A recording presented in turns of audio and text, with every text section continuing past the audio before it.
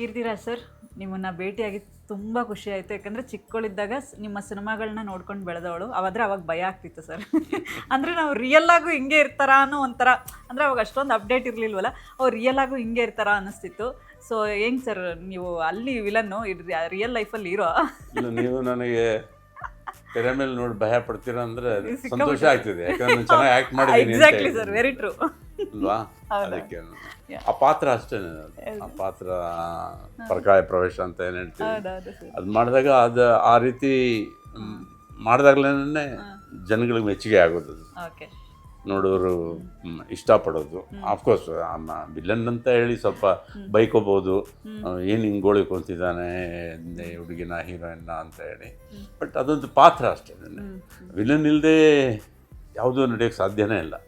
For example ಒಂದು ಸಾಂಸಾರಿಕ ಚಿತ್ರ ತಗೊಂಡಾಗ ಒಂದು ಪಿಕ್ಚರಲ್ಲಿ ಅತ್ತೆ ವಿಲನ್ ಥರ ಕಾಣಿಸ್ತಾರೆ, ಇಲ್ಲ ಸೊಸೆನೇ ವಿಲನ್ ಥರ ಕಾಣಿಸ್ಬೋದು, ಆ ಥರ ಆಗುತ್ತೆ. ರಾಮಾಯಣದಲ್ಲಿ ರಾವಣ ಇಲ್ಲದೆ ರಾಮಾಯಣ ನಡೆಯೋಕ್ಕೆ ಸಾಧ್ಯನೇ ಇಲ್ಲ ಅಲ್ವಾ? ಮಹಾಭಾರತದಲ್ಲಿ ದುರ್ಯೋಧನ ಶಕುನಿ ಇಲ್ದಿದ್ರೆ ಏನು ಕತೆ ಮಾಡ್ತೀರ? ಅವ್ರು ಇರೋದ್ರಿಂದ ಒಂದು ಕತೆಗೆ ಮೆರುಗು. ಹಾಗೆ ಒಬ್ಬ ವಿಲನ್ ಅದು ಯಾರು ಬೇಕಾದ್ರೂ ಆಗ್ಬೋದು. ನಾನು ಹೇಳ್ದಾಗೆ ಅತ್ತೆ ಸೊಸೆ ಮಾವ ಯಾರು ಬೇಕಾದ್ರೂ, ಅಣ್ಣ ತಮ್ಮದ್ರಲ್ಲೂ ಒಬ್ಬರು ವಿಲನ್ನು ಒಬ್ಬರು ಇದಿರ್ಬೋದು. ಅದೊಂದು ಮುಖ್ಯವಾದ ಪಾತ್ರ ಅಷ್ಟೇ. ಅದನ್ನು ನಾವು ಅಭಿನಯಿಸಿದಾಗ ಯಾರೋ ಅಯ್ಯೋ ನಿಮ್ಮ ಕಂಡ್ರೆ ಭಯ ಆಗುತ್ತೆ ಅಂದರೆ ನಮ್ಗೆ ಖುಷಿ ಆಗುತ್ತೆ. ವೆಲ್, ನಾನು ಚೆನ್ನಾಗಿ ಪಾತ್ರನ ಚೆನ್ನಾಗಿ ನಿರ್ವಹಿಸಿದ್ದೀನಿ, ಅದನ್ನು ಜನ ಇಷ್ಟಪಟ್ಟಿದ್ದಾರೆ ಅಂತೇಳಿ. ಆಮೇಲೆ ಹಿರಿಯರು ಕೆಲವರು ಗೊತ್ತಿರೋರು, ಸಿನಿಮಾ ಇದೊಂದು ಸಿನಿಮಾ ಅಷ್ಟೇ, ಅದೊಂದು ಕೀರ್ತಿಯವರೊಂದು ಪಾತ್ರ ಮಾಡ್ತಿದ್ದಾರೆ ಅನ್ನೋರು, ನಿಜ ತುಂಬ ಚೆನ್ನಾಗಿ ಮಾಡಿದ್ದಾರೆ ಸರ್ ಪರ್ಫಾರ್ಮೆನ್ಸು, ಅದು ನೀವು ಚೇಜಲ್ಲಿ ಬಂದು ಇದು ಮಾಡ್ತಿರಲ್ಲ, ಅದು ಭಾಳ ಒಂಥರ ನನಗೆ ಮೈ ಜುಮ್ ಅಂದ್ಬಿಡ್ತು ಅಂದಾಗ ನಮಗೆ ಖುಷಿ ಆಗ್ತದೆ. So I have done justice to my character. Okay, but Keerthi ಸರ್ನ ತುಂಬ ಚಂದ ಬೆಳೆಸಿದ್ದೀರಾ ಸರ್. ಯಾಕಂದ್ರೆ ಅಲ್ಲ, ಧರ್ಮಕೀರ್ತಿ ಸರ್ನ ತುಂಬ ಚೆನ್ನಾಗಿ ಬೆಳೆಸಿದ್ದೀರಾ. ಯಾಕಂದರೆ ಒಂಚೂರು ಅಹಂಕಾರ ಇಲ್ಲ, ಚೆನ್ನಾಗಿ ರೆಸ್ಪೆಕ್ಟ್ ನಮ್ಮ ಕ್ಯಾಮ್ರಾಮ್ಯಾನ್ಗಳಿಗೂ ಅಷ್ಟೇ, ಅವ್ರು ಎಷ್ಟು ಚೆನ್ನಾಗಿ ಹೆಲ್ಪ್ ಮಾಡ್ಲಾ ಅಂತ ಕೇಳ್ತಿದ್ರು. ಆ ಸಂಸ್ಕಾರ ಬೆಳೆಸಿದ್ದೀರಾ. ಕೆಲವ್ರಿಗೆ ಒಂದು ಸ್ಟಾರ್ ಮಗ ಅಂದರೆ ಒಂದು ನಾನು ಸ್ಟಾರ್ ಮಗ ಬಿಡು ಹಿಂಗೆ ಒಂದು ಗತ್ತು ತೋರಿಸೋದಿರುತ್ತೆ. ಬಟ್ ತುಂಬ ಒಳ್ಳೆ ನಾನು ಅವ್ರನ್ನ ಆ ರೀತಿ ಬೆಳೆಸೋದಕ್ಕಿಂತ ನನಗಿಬ್ಬರು ಮಗಳು ದೊಡ್ಡವಳು, ಇವರು ಎರಡನೇವರು. ಮಗಳ ಹೆಸರು ಸತ್ಯ ಅಂತ ಇಟ್ಟಿದ್ದೀನಿ, ಇವ್ರ ಹೆಸರು ಧರ್ಮ ಅಂತಿದ್ದೀನಿ. ಮಸ್ಟ್ ಬಿ ದಟ್ ಆ ಹೆಸರಿಂದಾನೇ ಅವ್ರು ಹಾಗೆ ಬೆಳೆದ್ರು ಅಂತ ಕಾಣಿಸ್ತದೆ. ಇಲ್ಲಿದ್ರೆ ನಾವು ಅವ್ರ ಹೊರಗಡೆ ಎಲ್ಲಿ ಹೋಗ್ತಾರೆ ಏನು ಮಾಡ್ತಾರೆ ಪ್ರತಿಯೊಂದನ್ನು ಅಬ್ಸರ್ವ್ ಮಾಡೋಕ್ಕಾಗಲ್ಲ. ಅದು ನಾನು ಅವರನ್ನು ಆ ರೀತಿ ಬೆಳೆಸಿದ್ದೀನಿ ಅನ್ನೋದಕ್ಕಿಂತ ಅವರೇ ಆ ರೀತಿ ಒಂಥರ ಬೆಳೆದಿದ್ದಾರೆ ಅನ್ನೋದು. ಅದಕ್ಕೆ ಒಂದು ಎಕ್ಸಾಂಪಲ್ ಅಂದರೆ ಒಂದು ಇನ್ಸ್ಟಿಟ್ಯೂಷನ್ ಸ್ಟಾರ್ಟ್ ಆಗೋದೇ ಮನೆಯಲ್ಲಿ. ಅದೇನು ಸ್ಕೂಲಿಗೆ ಹೋಗೋದಕ್ಕಿಂತ ಮುಂಚೆ ಒಂದು ಇನ್ಸ್ಟಿಟ್ಯೂಷನ್ ಮನೆಯಲ್ಲೇ ಇರುತ್ತೆ. ಮನೆಯೇ ಮೊದಲ ಶಾಲೆ, ತಾಯಿಯೇ ಮೊದಲ ಗುರು. ಅದನ್ನ ನಾವು ನೋಡಿದಾಗ, ಸೊ ತಂದೆ ತಾಯಿನ ನೋಡಿದಾಗ ನನಗೂ ಮಕ್ಕಾಗ ಅದೇ ಇದ್ರಲ್ಲಿ ಬೆಳೆದು ಅವರು ದೊಡ್ಡವರು ಚಿಕ್ಕವರು ಅಂತ ಯಾವ ಥರ ರೆಸ್ಪೆಕ್ಟ್ ಕೊಡೋದು, ಕೆಲಸ ಮಾಡೋಕೆ ಬಂದವ್ರಿಗೆ ಯಾವ ಥರ ನೋಡ್ಕೊಳೋದು, ಯಾರಾದ್ರೂ ಬಂದರೆ ಹೊಟ್ಟೆ ತುಂಬ ಊಟ ಕೊಡೋದು, ಆಮೇಲೆ ಪ್ರತಿಯೊಂದನ್ನು ಅವ್ರ ತಂದೆ ತಾಯಿನ ಎಷ್ಟು ಚೆನ್ನಾಗಿ ನೋಡ್ಕೊತಿದ್ರು. ನಮ್ಮ ಅಜ್ಜಿನೆಲ್ಲ ಎಷ್ಟು ಚೆನ್ನಾಗಿ ಒಂದು ಡಾಕ್ಟರ್ ಆಗಿರ್ಬೋದು, ಇದಾಗಿರ್ಬೋದು, ಫಸ್ಟು ಅಟೆಂಡ್ ಮಾಡೋದು. ಸೊ ಐ ಥಿಂಕ್ ಅದೆಲ್ಲ ನೋಡ್ಕೊಂಡು ಬಂದಾಗ ಮನೆಯೆಲ್ಲ ವಾತಾವರಣ ಇದ್ದಾಗ ಐ ಥಿಂಕ್ ನ್ಯಾಚುರಲ್ ಆಗಿ ಅದು ಬರುತ್ತೆ. ನಮಗೂ ಅದೊಂದು ನಮ್ಮ ತಂದೆಯವ್ರನ್ನ ನೋಡಿದಾಗ, ನಮ್ಮ ತಾಯಿ ನೋಡಿದಾಗ ಡಿಸಿಪ್ಲಿನ್ ಅಂತ ನೋಡ್ತೀವಲ್ಲ, ಅದನ್ನು ನಾವು ಕಂಟಿನ್ಯೂ ಮಾಡಬೇಕಂತ. Nice sir. 16 ವರ್ಷಗಳು ಕಂಪ್ಲೀಟ್ ಆಗಿದೆ ಧರ್ಮ ಸರ್ ಇಂಡಸ್ಟ್ರಿಗೆ ಎಂಟ್ರಿ ಕೊಟ್ಟು. ನವಗ್ರಹ ಅನ್ನುವಂತಹ ಸಿನಿಮಾದಲ್ಲಿ ಅವ್ರ ಕಣ್ಣ ಸಲಿಗೆ ಈಗಲೂ ನನ್ನ ಫೇವ್ರೆಟ್ ಸಾಂಗ್. ಈಗಲೂ ಎಲ್ಲರೂ ಕೂಡ ನೋಡೋ ಅಂತ, ಅಂದರೆ ಅವ್ರು ಕೊಟ್ಟಿರುವಂಥ ಎಕ್ಸ್ಪ್ರೆಷನ್ಸ್ ಆಗಿರ್ಬೋದು, ಒಂದು ಆ್ಯಕ್ಟಿಂಗ್ ಆಗಿರ್ಬೋದು, ಸ್ಟಿಲ್ 16 ವರ್ಷ ಆಗಿದೆ. ಏನು ಹೇಳ್ತೀರಾ ಸರ್ ಮಗನ ಈ ಜರ್ನಿ ಬಗ್ಗೆ? ಎಷ್ಟು ಪ್ರೌಡ್ ಇದೆ? ಇಲ್ಲ, ಅದು ನನಗೆ ಪ್ರೌಡ್ ಇದೆ. ಫಸ್ಟ್ ಫಿಲ್ಮ್ನಲ್ಲಿ ಅಷ್ಟು ಚೆನ್ನಾಗಿ ಪರ್ಫಾರ್ಮ್ ಮಾಡಿದ್ದಾನೆ ಅಂತ. ಅವ್ನು ಮಾಡಿದ್ದಾನೆ ಅನ್ನೋದಕ್ಕಿಂತ ಅವ್ರು ಮಾಡಿಸಿದ್ದಾರೆ. ಡೈರೆಕ್ಟರ್ ದಿನಕರ್ ಇರ್ಬೋದು, ಅವ್ರಿಗೆ ಒಬ್ಬ ಅಣ್ಣನ ಥರ ಇದ್ದ ದರ್ಶನ್ ಇರ್ಬೋದು, ಅವ್ರು ಪ್ರೀತಿಯಿಂದ ಹೇಳಿ. ಯಾಕಂದರೆ ಕೀರ್ತಿ ಸರ್ ಅವ್ರ ಮಗ ಏನಾದರೂ ತಿಳ್ಕೊತಾರೋ ಏನಾದರೂ ಅಂತ ಪ್ರೀತಿಯಿಂದ ಅವ್ನಿಗೆ ಹೇಳಿ ಆ ಕೆಲಸನ ಅಷ್ಟು ಅಚ್ಚುಕಟ್ಟಾಗಿ ಮಾಡಿಸಿದ್ದಾರೆ.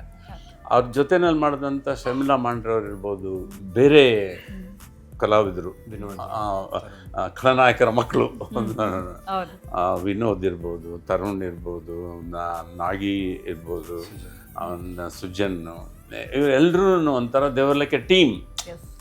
ಹಂಗಲ್ಲ ಧರ್ಮ ಹಿಂಗೆ, ಹಿಂಗಲ್ಲ ಕಣ ಹಂಗೆ ಅಂದ ಮಧ್ಯದಲ್ಲಿ ಹೆಡ್ ಮಾಸ್ಟರ್ ಬರೋರು ದಿನಕರು, ಸುಮ್ಮನಿರಪ್ಪ ನಾನು ಹೇಳ್ತಾ ಇಲ್ವೇ ಅಲ್ಲಿ ಅಂತ ಹೇಳಿ ಅವ್ರಿಗೆ ಇದು ಮಾಡಿ ಅದು ಒಂಥರ ಸಾಫ್ಟಾಗೆ ನಗ್ತಾನೆ ಆ್ಯಕ್ಟಿಂಗ್ ತೆಗೆದು ಇಲ್ದಿರೆ ಫಸ್ಟ್ ಫಿಲ್ಮಲ್ಲಿ ನಾನು ಫಸ್ಟ್ ಫಿಲ್ಮ್ ಮಾಡಿದಾಗ ಅಷ್ಟು ಧೈರ್ಯವಾಗಿ ಅಷ್ಟು ಚೆನ್ನಾಗಿ ಮಾಡಿದ್ನೋ ಇಲ್ವೋ ಗೊತ್ತಿಲ್ಲ ನನಗೆ ಅಂತ. ನನಗೂ ಒಂದೊಂದು ಸಾರಿ ಅದು ಸಿನಿಮಾ ನೋಡಿದಾಗ ಅನ್ಸುತ್ತೆ ಇಲ್ಲಿ ಹೀಗೆ ಮಾಡ್ಬೋದಿತ್ತು, ಇಲ್ಲಿ ಹೀಗೆ ಮಾಡ್ಬೋದಿತ್ತು ಅಂತೇಳಿ.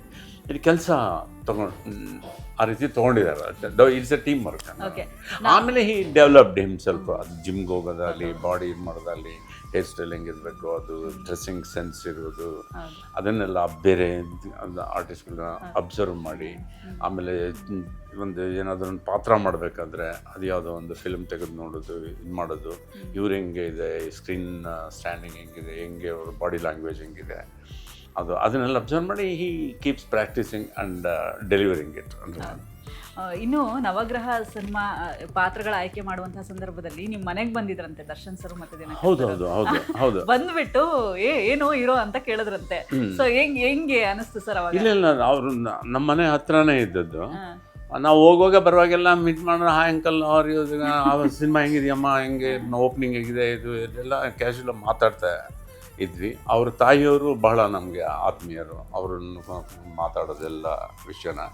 ಒಂದು ದಿವಸ ಸಡನ್ನಾಗಿ ಅವರು ಮನೆ ಅಸಿಸ್ಟೆಂಟ್ ಒಬ್ರಿಗೆ ಬಂದ, ಸರ್ ಅಣ್ಣ ಕೇಳ್ತಾ ಇದ್ದಾರೆ, ಕೀರ್ತಿ ಸರ್ ಇದ್ದಾರ ನೋಡು, ಬರಬೇಕು ಅಂತ. ಅವಾಗ ಅವರು ರಾಜರಾಜೇಶ್ವರಿ ನಗರದಲ್ಲಿ ಮನೆ ಕಟ್ಟಿಸ್ತಾ ಇದ್ರು. ನಾನು ಅಂದ್ಕೊಂಡೆ ಆ ಮನೆ ಗೃಹ ಪ್ರವೇಶ ಕರೆಯೋಕ್ಕೆ ನಾವು ಬರ್ತಿದ್ದಾರೆ ಅಂತ. ಬರೋಣ. ಧರ್ಮ ಮನೇಲಿ ಇರಲಿಲ್ಲ. ಸೊ ಧರ್ಮ ಫೋನ್ ಮಾಡಿದೆ, ಹಿಂಗೆ ದರ್ಶನ್ ದಿನಕ್ಕೆ ಸರ್ ಬರ್ತಾ ಇದ್ದಾರೆ, ನೀನು ಎಲ್ಲಿದ್ಯಾ, ಬರೋಕ್ಕಾಗುತ್ತಾ ಅಂತ. ವೆಲ್ಕಮ್ ಅಂತ. ಅವ್ನು ವಿತಿನ್ ಟೈಮ್ನಲ್ಲಿ ಬಂದ್ಬಿಟ್ಟ. ಅಲ್ಲೆಲ್ಲ ಇದ್ದ, ಬಂದ. ಆಮೇಲೆ ದರ್ಶನ್ ದಿನಕ್ಕೆ ಬಂದರು, ಸೀದಾ ಮನೆಗೆ ಬಂದರು. ಬಂದು ಒಳಗಡೆ ಬಂದು ಅಂಕಲ್ ಹೇಗಿದ್ದೀರಾ ಅಂತ ಹೇಳಿ ಮಾತಾಡಿಕೊಂಡು, ನಾನು ಫಿಲ್ಮ್ ಮಾಡ್ತಾ ಇದ್ದೀನಿ ಅಂಕಲ್ ಅಂತ ಈ ಥರ ಕಾನ್ಸೆಪ್ಟ್ ಹೇಳಿದ್ರು. ಈ ಥರ ಒಂದು ಥ್ರಿಲ್ಲರು. ಒಂದು ನಮ್ಮ ಹಿರಿಯರು 7 ಜನ ವಿಲನ್ಗಳು ಯಾರಿದ್ದಾರೆ ಇದ್ರು, ಖಳನಟರು, ಅವ್ರ ಮಕ್ಕಳನ್ನೆಲ್ಲ ಹಾಕ್ಕೊಂಡು ಒಂದು ಮಾಡೋದು ಅಂತ ಹೇಳಿ ಇದು. ನಾನು ಇದರಲ್ಲಿ ವಿಲನ್ನು, ಬಟ್ ಧರ್ಮ ಇಸ್ ಲೈಕ್ ಎ ಹೀರೋ. ಒಂದು ಹೀರೋ, ಅವ್ರಿಗೊಂದು ಸಾಂಗ್ ಇರುತ್ತೆ, ಅವ್ರಿಗೊಬ್ಬ ಹೀರೋಯಿನ್ ಇರ್ತಾರೆ, and is A very nice boy, ಹೀಗಿದೆ ಅಂತ ಹೇಳಿದ ತಕ್ಷಣ ಹೇಳಿದೆ, ಫೈನ್, ಐ ಲವ್ಡ್ ಇಟ್. ನಾನು from today onwards is your artist ಅಂತ ದಿನಕರ್ ಅವ್ರಿಗೆ ಹೇಳ್ಬಿಟ್ಟು, ಈಸ್ ಯುವರ್ ಬ್ರದರ್ ಅಂತ ದರ್ಶನ್ ಅವ್ರಿಗೆ ಹೇಳ್ಬಿಟ್ಟು ಅವತ್ತು ಇದು ಮಾಡಿ ಕನ್ಕ್ಲೂಡ್ ಮಾಡಿ. ಆಮೇಲೆ ನೆವರಾಜ್ ಕತೆ ಏನು, ಪಾತ್ರ ಏನು, ಹೇಗೆ ಇವ್ರು ಕೆಲಸ ಮಾಡಿ ಬಂದ ಮೇಲೆ ಕೇಳೋದು ಏನಾಯಿತು, ಹೇಗಾಯಿತು. ಅದೇ ಒಂದು ಶಾರ್ಟಲ್ಲಿ ಸ್ವಲ್ಪ ಹೆಚ್ಚು ಕಮ್ಮಿ ಆಯಿತು, ದಿನಕರ್ ಕೋಪಿಸ್ಕೊಂಡ್ರು ಅಂತಾಳೆ. ಕೋಪಿಸ್ಕೊಂಡ್ರು ಅಷ್ಟೇ ತಾನೆ, ನಮಗೆಲ್ಲ ಹೊಡೆಯೋಕ್ಕೆ ಬಂದಿದ್ದಾರೆ. ಚರ್ಚೆ ಬಿಡ್ತಿದ್ರು, ನೀನು ಅದೃಷ್ಟವಂತ, ಕೀರ್ತಿ ಸರ್ ಮಗ ಅಂತ ಸ್ವಲ್ಪ ಸಾಫ್ಟ್ ಕಾರ್ನರ್ ಇರ್ಬೋದು. ಬಟ್ ಈಗ ಕೇಳ್ಕೊ, ಏನು ಹೇಳ್ತಾರೆ ಅದನ್ನು ಕೇಳ್ಕೊ, ಅದನ್ನು 10 ಸಾರಿ ಪ್ರಾಕ್ಟೀಸ್ ಮಾಡು, ಮಾಡಿ ಧೈರ್ಯದಿಂದ ಬಿಂದಾಸಾಗಿ ಮಾಡು ಅಂತ. ಈ ಕಂಟಿನ್ಯೂ ಒಂದೇ ಒಂದು ದಿವಸ ಒಂದು ಹಾಡು ಕಣ್ಣ ಸಲಿಗೆ ಹಾಡು ಪಿಕ್ಚರೈಸ್ ಮಾಡ್ತಾಯಿದ್ರು. ಅಲ್ಲಿ ಇದು ಯಾವುದದು ಇದಿದೆಯಲ್ಲ, ಒಂದು ಟಿ ನರಸೀಪುರ ರೋಡಲ್ಲಿ ಒಂದು ಲೇಕ್, ವರುಣ ಅಂತ, ಆ ಲೇಕ್ ಹತ್ರ ಸಾಂಗ್ ಇದು ಮಾಡ್ತಾಯಿದ್ರು. ಅವಾಗ ಒಂದು ದಿವಸ ಹೋಗಿದ್ವಿ ನೋಡೋದಕ್ಕೆ. ಯಾಕಂದರೆ ಎಲ್ಲೋ ಒಂದು ಕಡೆ ನನಗೆ ನಾವು ಹೋಗಲ್ಲಿ ಕುಂತ್ಕೊಡೋದು, ಅವನು ಅನ್ಈಸಿ ಆಗೋದು, ಅದು ನಮ್ಮಿಂದ ತೊಂದರೆ ಆಗಬಾರ್ದು ಅದಕ್ಕೆ ಅಂತೇಳಿ. ಅಲ್ಲಿ ಡೈರೆಕ್ಟರ್ ಇದ್ದಾರೆ, ಕ್ಯಾಮ್ರಾಮ್ಯಾನ್ ಇದ್ದಾರೆ, ದರ್ಶನ್ ಇದ್ದಾರೆ, ಮಾಡಿಸ್ತಾರೆ ಅವರು ಅನ್ನೋ ನಮಗೆ ಅಷ್ಟೇ. ಓಕೆ, ಯಾವತ್ತಾದ್ರೂ ದರ್ಶನ್ ಸರ್ ಬೈದಿದ್ದಾನ ಅಂದ್ರೆ ನೀವು ಶಾರ್ಟ್ಸ್ ಎಲ್ಲ ತಗೊಳ್ಬೇಕಾದ್ರೆ? ಬೈದಿರೋದು ಯಾವತ್ತೂ ಇಲ್ಲ. ಅದೇ ಡ್ಯಾಡಿ ಹೇಳ್ದಂಗೆ ಪ್ರೀತಿಯಿಂದ ಹೇಳ್ತಿದ್ರು, ಸ್ವಲ್ಪ ಫೋಕಸ್ ಇರೋ, ಸ್ವಲ್ಪ ಇರಬೇಕು ಸಿನಿಮಾ, ನಿಮ್ದು ಯಾವಾಗ ಸೀನ್ ಇರಲಿಲ್ಲ ಟೈಮಲ್ಲಿ ಬಂದು ಕೂತ್ಕೊಂಡು ನೋಡಿ, ಅಬ್ಸರ್ವ್ ಮಾಡಿ. ಸೊ ಈ ಥರ ಅಡ್ವೈಸ್, ಟೈಮ್ ವೇಸ್ಟ್ ಮಾಡಬೇಡಿ, ಈ ಥರ ಒಂದಿದು. ಯಾವತ್ತೂ ಬೈದಿದಂತೂ ಇಲ್ಲ. ಅವ್ರು ಅವತ್ತೇ ಹೀರೋ ಅಂತ ಹೇಳಿ ನಿಮಗೆ ನಾಮಿನೇಟ್ ಮಾಡಿದ್ದು ಧರ್ಮ ಹೀರೋ ಅಂತ, ಇವತ್ತಿನವರೆಗೂ ಅವ್ರು ಕರೆಯೋದು ಹೀರೋ ಅಂತಾನೆ ಕರೆಯೋದು. ಏನು ಹೀರೋ ಹೇಗಿದ್ದೀರಾ, ಡ್ಯಾಡಿ ಹೇಗಿದ್ದಾರೆ, ಚೆನ್ನಾಗಿದ್ದಾರೆ, ಅಮ್ಮ ಹೇಗಿದ್ದಾರೆ, ಚೆನ್ನಾಗಿದ್ದಾರೆ ಅಂತಲೇ ಅಡ್ರೆಸ್ ಮಾಡೋದು. ತುಂಬ ಪ್ರೀತಿಯಿಂದ ನನಗೆ ಮತ್ತು ಯಶಸ್ಗೂ ಅಷ್ಟೇ. ವಾಟ್ ಹೀರೋ ಎಲ್ಲಿದೆ ಅಂತ ಪಾಪ ನನ್ನ ಕಂಡ್ರು ಅದು. ಓಕೆ ಸರ್, ಏನು ಸಜೆಷನ್ಸ್ಗಳು ಕೊಡ್ತಾ ಇದ್ರಿ ಕೀರ್ತಿ ಸರ್, ಧರ್ಮ ಸರ್ ಇನ್ ಕೇಸ್ ಏನಾದ್ರು ಇದಕ್ಕೆ ಎಂಟ್ರಿ ಕೊಟ್ಟಾಗ ಅಥವಾ ಶೂಟಿಂಗ್ ಟೈಮಲ್ಲಿ ಏನಾದ್ರು? ಯಾಕಂದರೆ ನೀವು ಕೇಳಿ ಫೇಮಸ್ ವಿಲನ್ ಬಿಡಿ ಅವಾಗ. ಇಲ್ಲ, ನಾನು ಹೇಳ್ತಾ ಇದ್ದೆ, ನಿಂದು ಏನು ಅದು ಪಾತ್ರ ಏನು ಮಾಡೋಕ್ಕೆ ಹೇಳ್ತಾರೆ, ಮಿರರ್ ಹೆಂಗೂ ಮೇಕಪ್ ಮನ ಹತ್ರ ಮಿರರ್ ಇಸ್ಕೋ, ಒಂದ್ಸರಿ ನೋಡು, ಅದರಲ್ಲಿ ನೋಡಿ ಹೀಗೆ ನೋಡೋದು ಈಗ ಏನು ಮಾಡಬೇಕು ಅಂತೇಳಿ ನೀನೇ ಅಬ್ಸರ್ವ್ ಮಾಡು. The mirror is the best friend and ಈ ನೆವರ್ ಸ್ಪೀಕ್ಸ್, ಈ never lies, is always truth. ನೀವು ಮಿರರ್ ಮುಂದೆ ನಿಂತರೆ ಅದು ಸತ್ಯನೇ ಹೇಳೋದು. ನೀವು ಹೀಗಿದ್ದೀರಾ, ನೀವು ಹೀಗೆ ಮಾಡ್ತಿದ್ದೀರಾ, ನಿಮ್ಮ ಆ್ಯಕ್ಟಿಂಗ್ ಚೆನ್ನಾಗಿದೆ, ನಮ್ಮ ಪ್ಲಸ್ ನೋಡೋಕ್ಕಾಗ್ತಿಲ್ಲ, ಎಲ್ಲ ಅದೇ ಹೇಳುತ್ತೆ, ಅದೇ ಕಲಿಸುತ್ತೆ. ಅದು ವೆರಿ ಗ್ರೇಟ್ ಆರ್ಟಿಸ್ಟ್. ಕೆಲವರು ಜನ ಮನೆಯಲ್ಲಿ ಫುಲ್ ವಾಲ್ ಮಿರರ್ ಹಾಕ್ಕೊಂಡಿರ್ತಾರೆ. ಯಾಕಂದ್ರೆ ಅವ್ರು ಎಂಟ್ರ್ ಆಗುವಾಗ ನಾನು ಹೇಗೆ ಬರಬೇಕು, ಅದು ಹೇಗೆ ನೋಡಬೇಕು, ಹೇಗೆ ಇದು ಮಾಡಬೇಕು. ಈಗ ನೀವು ಗೆಸ್ಟ್ ನಮ್ಮ ಮನೆಗೆ ಬಂದಿದ್ದೀರಾ ನೋಡಿದಾಗ ಹಾಗೆ ಹೇಗೆ ಸರ್ವ್ ಮಾಡಿದ್ರೆ ಹೆಂಗಿರುತ್ತೆ, ಅಲ್ಲಿ ಮಿರರ್ ಇರುತ್ತೆ. ಇಲ್ಲಿ ಹಿಂಗೆ ತಿರುಗಿಬಿಟ್ಟು ಅಲ್ಲಿ ನೋಡ್ತಾರೆ, ಚೆನ್ನಾಗಿದೆ ಈ ಪೋಸು, ನಾನು ಈ ಪ್ರೊಫೈಲ್ನಲ್ಲಿದ್ದರೆ ಚೆನ್ನಾಗಿರುತ್ತೆ. ಅಲ್ಲೆಲ್ಲ ಅವ್ರು ಆ್ಯಕ್ಟಿಂಗ್ ಮಾಡ್ಬೇಕಾದ್ರೆ ಸ್ಪಾಟಲ್ಲಿ ಅವ್ರು ಹೇಳ್ತಾರೆ ಕ್ಯಾಮ್ರಾಮನ್ ಸರ್, ನಾನು ಡೈರೆಕ್ಟರ್ ನೋಡೋ ಬದಲು ಇಲ್ಲಿಂದ ಈಗ ಬರ್ತೀನಿ ನಾನು, ಪರವಾಗಿಲ್ವ ಅಂತ. ಚೆನ್ನಾಗಿದೆ ಬನ್ನಿ ನನಗೆ ಹಾಗೆ ಅಂತ ನಾವು ಎಷ್ಟೋ ಸಾರಿ ಹೇಳ್ತೀವಿ. ಹಾಗೆ ಸರ್ ನಾನು ಸುಮ್ಮನೆ ಹಿಂಗೆ ಬರೋ ಬದಲು ಫ್ರೇಮ್ ಎಂಟ್ರಿ ತೊಗೊಳ್ಳೋ, ಒಂದು ಅಡಿ ಹೊರಗಡೆ ಇರ್ತೀನಿ, ಆ್ಯಕ್ಷನ್ ಅಂದ ತಕ್ಷಣ ಬಂದ ಅಂಥದ್ದು ಹಿಂಗೆ ಶುರು ಮಾಡಲ ಅಂತ, ಚೆನ್ನಾಗಿದೆ ಮಾಡಿ ಅದಷ್ಟೇ. ಅದನ್ನು ಅವರಿಗೆ ನಾವು ಒಂದು ಸಾರಿ ಒಂದು ಹಿಂಟ್ ಕೊಡ್ಬೋದು ಅಷ್ಟೇ. ಜಾಸ್ತಿ ಹಿಂಗೇ ಮಾಡು ಅಂತ ಹೇಳಿ ಹಿಂಗೇ ಇರಬೇಕು ಅಂತ ಹೇಳೋಕ್ಕಾಗಲ್ಲ. ಅವ್ರು ಅದನ್ನು ಬ್ಲೆಂಡ್ ಮಾಡ್ಕೋಬೇಕು, ಬ್ಲೆಂಡ್ ಮಾಡ್ಕೊತಾರೆ ಅವರು. ಅವ್ರಿಗೊಂದು ಹಿಂಟ್ ಕೊಡಬೇಕು ಅಷ್ಟೇ, ಈ ಥರ ಇದೆ ಅಂತ ಹೇಳ್ಬಿಟ್ಟು. ಯಾಕಂದರೆ ಇವಾಗ ಇದಕ್ಕೆ ಆ್ಯಕ್ಟಿಂಗ್ ಕ್ಲಾಸ್ಗೆ ಎಷ್ಟೋ ಜನ ಹೋಗ್ತಾರೆ, ಕೆಲವ್ರು ಮಾತ್ರ ಫೇಮಸ್ ಆಗ್ತಾರೆ, ಕೆಲವರು ಎಲ್ಲರೂ ಓದೋರೆಲ್ಲ ಸ್ಟಾರ್ಗಳಾಗಲ್ಲ. ಅದು ಅವ್ರು ಇನ್ಬಿಲ್ಟ್ ಬರಬೇಕು ಆ್ಯಂಬಿಷನ್ನು, ಪರ್ಫಾರ್ಮ್ ಮಾಡೋ ಒಂದು ಹುಚ್ಚು ಅಂತಾರಲ್ಲ, ಈ ಪರ್ಫಾರ್ಮೆನ್ಸ್ ಅನ್ನೋದು ಹುಚ್ಚು. ನೀವು ಎಷ್ಟು ಥರ ಮಾಡಿದ್ರೂ ಕಮ್ಮಿನೇ, ಒಂದೇ ಡೈಲಾಗ್ನ 10 ಥರ ಹೇಳ್ಬೋದು. ಹಂಗೆ ಅವ್ರಿಗೆ ಜಾಸ್ತಿ ಎಷ್ಟು ಬೇಕೋ ಅಷ್ಟೇ. ಆಮೇಲೆ ಎಷ್ಟು ಟೆಲಿಮ್ ಇದು ಈ ಥರ ಪಿಕ್ಚರ್ಗಳು ನೋಡು, ಕೆಲವು ಪಿಕ್ಚರ್ಗಳು ನಿನ್ನ ವಯಸ್ಸಿಗೆ ತಕ್ಕದಂಥ ಪಿಕ್ಚರ್ಗಳು, ಒಬ್ಬ ಆ್ಯಕ್ಟ್ರ್ಗಳು, ಈ ಆ್ಯಕ್ಟ್ರ್ ಹೆಂಗೆ ನೋಡ್ತಾನೆ, ಅದೇ ಸೀನ್ ಇನ್ನೊಬ್ಬ ಆ್ಯಕ್ಟ್ರ್ ಹೆಂಗೆ ನೋಡ್ತಾನೆ. It is nothing but observation. Acting is nothing but observation. ನಾವಿವಾಗ ಎಲ್ಲೋ ಒಂದು ಪೊಲೀಸ್ ಸ್ಟೇಷನ್ಗೆ ಹೋಗ್ತೀವಿ, ಏನೋ ಇದು ಮಾಡೋಕ್ಕೆ, ಅಲ್ಲಿ ಕೀಪ್ ಅಬ್ಸರ್ವಿಂಗ್ ದ ಇನ್ಸ್ಪೆಕ್ಟರ್, ಅವ್ರು ಮಾತಾಡೋ ಸ್ಟೈಲು. ಇನ್ನು ನಮ್ಮ ಹತ್ರ ಕೀರ್ತಿ ಸರ್ ಹೇಗಿದ್ದಾರೆ, ಬರೀ ಸರ್ ಕುಂತ್ಕೊಳ್ಳಿ, ಏನು ಸಮಾಚಾರ, ಅವನಿಗೆ ಬರ್ತಿದ್ದೀನಿ ಅಂತ ಇನ್ನೇನೋ ಹೇಳ್ತಾರೆ, ಯಾರಿಗೋ ಒಬ್ಬರು ಕೂಗ್ತಿರ್ತಾರೆ. ಸಡನ್ ಚೇಂಜ್ ಆಫ್ ರಿಯಾಕ್ಷನ್ಸ್, ಆ ಥರ ಎಲ್ಲ ಹಂಗೆ ಅವರಿಗೆ ಅಂದ್ಬಿಟ್ಟಿದೆ. ಆ್ಯಂಡ್ ಯಾರು ಯಾವುದೇ ಪಿಕ್ಚರ್ ಮಾಡಿದ್ದಾನೆ ಇವಾಗ, ಯಾರೇ ಡೈರೆಕ್ಟ್ರೂ ಸರ್ ಅದೇನೋ ಧರ್ಮಸ್ಥಳ ಸರಿ ಮಾಡಿರೋ ಯಾವತ್ತೂ ಹೇಳಿಲ್ಲ. He is done his job. ನನ್ನ ಕತೆ ಸಕ್ಸಸ್ ಆಗೋಕ್ಕೂ ಹಲವಾರು ಕಾರಣಗಳಿರ್ತವೆ. ಅದು ಸಂಗೀತ ಇರ್ಬೋದು, ಕ್ಯಾಮ್ರಾ ವರ್ಕ್ ಇರ್ಬೋದು, ಡೈರೆಕ್ಟೋರಿಯಲ್ ಟಚಸ್ ಇರ್ಬೋದು, ಕಥೆ ಇರ್ಬೋದು. ಫ್ಲಾಪ್ ಆಗೋಕ್ಕೂ ಸೊ ಮೆನಿ ರೀಸನ್ಸ್ ಅಂತ. That is not in our hands. ಮಕ್ಕಳಿಗೆ ಒಳ್ಳೆ ಸ್ಕೂಲಿಗೆ ಕಳಿಸ್ಬೋದು, ಅವ್ನು ಒಳ್ಳೆ ವಿದ್ಯಾರ್ಥಿ ಆಗೋದು ಬಿಡೋದು ಇಟ್ ಈಸ್ ಹಂಗೆ. ಸರ್ ಕೇಳಿಲ್ವಾ ಸರ್, ಯಾವಾಗ ಮದುವೆ ಆಗ್ತೀಯಪ್ಪ ನೀನು, ಯಾವಾಗ ನಮಗೆ ನನ್ನ ಜೀವನದಲ್ಲಿ ನನ್ನ ಮಕ್ಕಳು ಯಾವತ್ತು ಅಪ್ಪ ಹಂಗಲ್ಲ ಹಿಂಗೆ ಅಂದರು ಅವತ್ತು they are my friends. Okay, ಅವ್ರಿಗೆ ಯಾರ ಮನಸ್ಸಿಗೂ ನೋವಾಗಬಾರ್ದು, ಯಾರಿಗೂ ನಿಮ್ಮಿಂದ ತೊಂದರೆ ಆಗಬಾರ್ದು.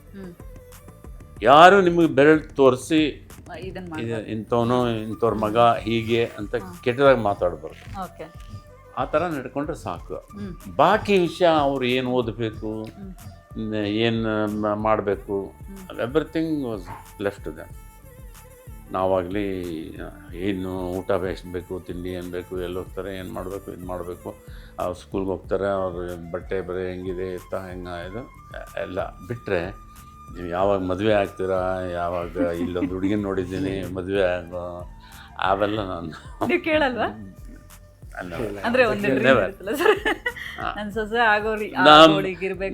ನಮ್ಮ ಮಗಳು ಬಂದು ಹುಡುಗನ್ ತೋರಿಸಿ ಈಸ್ ಮೈ ಫ್ರೆಂಡ್ ಇದು ಅಂತ, ಆಯ್ತಮ್ಮ ದೇವ್ರು ಒಳ್ಳೇದು ಮಾಡಿ, ಗಾಡ್ ಬ್ಲೆಸ್ ಯು, ಅಷ್ಟೇ.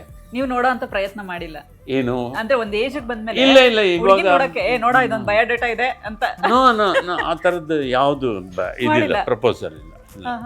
ನಮಗೆ ಒಂದು ಕೆಲವು ಜನ ಹಿಂಟ್ ಕೊಟ್ಟಿದ್ರು ಅವಾಗ, ಲಾಂಗ್ ಬ್ಯಾಕ್, ಒಂದು ಅವನು 25-26 ಎಲ್ಲ ವಯಸ್ಸಿದ್ದಾಗ, ಸರ್ ಅದೇ ನಿಮ್ಮ ಮಗನಿಗೆ ಅಲ್ಲಿ ಇದು ಅಂತ. ಇಲ್ಲಪ್ಪ ಅವ್ರು ನೋಡ್ಕೊತಾರೆ, ನಮ್ಗೆ ಅವಾಗ ತೊಂದರೆನೇ ಕೊಟ್ಟಿಲ್ಲ ನಮ್ಮ ಮಕ್ಕಳು.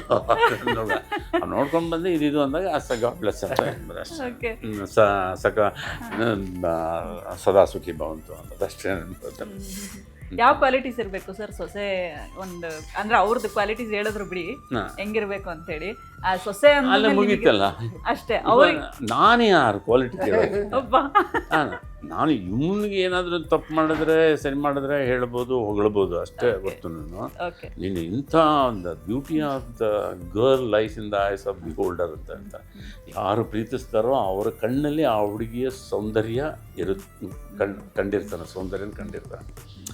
ಒಬ್ಬರು ಕಲರ್ ನೋಡಿ ಇಷ್ಟಪಟ್ಟಿರ್ಬೋದು, ಇಲ್ಲ ಅವ್ರ ಕಣ್ಣು ನೋಡಿ ಇಷ್ಟಪಟ್ಟಿರ್ಬೋದು.